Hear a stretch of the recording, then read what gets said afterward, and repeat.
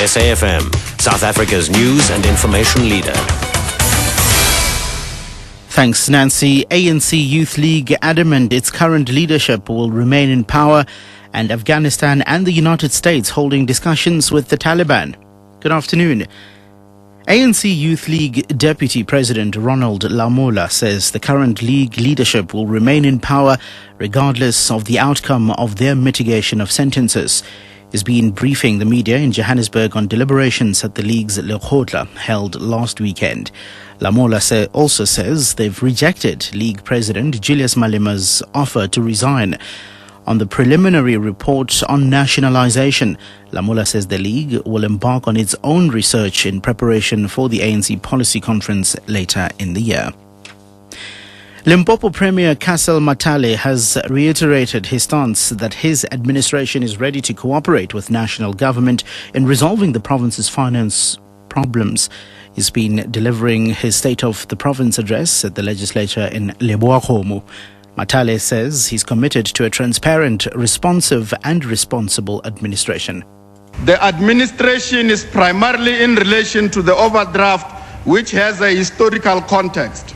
We have been aware of the situation, and the provincial overdraft strategy was developed to address this matter long before we placed under administration.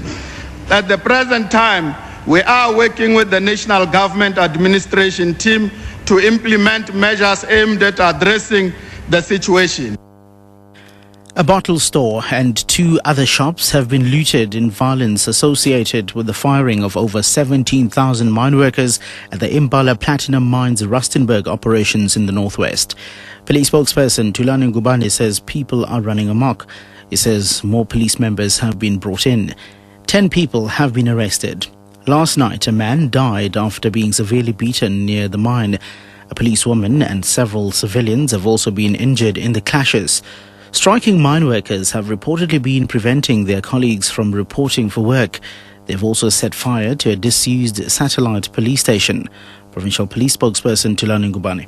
10 unruly miners are arrested, and we are then also bringing in more members because we can confirm that we are dealing with an unruly mob of about 5,000 angry miners who are on a rampage, destroying property, and also are taking other people who are seen as being on duty or who are seen as coming off duty. We can also say that some business have been disrupted. Police watchdog, the ICD, now says the teenager who was killed allegedly by a student constable in Soweto was shot 3 times. Earlier, it was reported that the 16-year-old boy was shot 7 times outside his grandmother's home in Bromfisherville yesterday.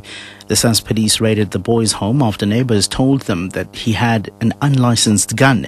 The ICD's Moses Lamini. No one has been arrested at this stage or suspended. However, should we, as we continue with the investigation, find evidence of wrongdoing on the part of the police, decision will be made whether to arrest or not.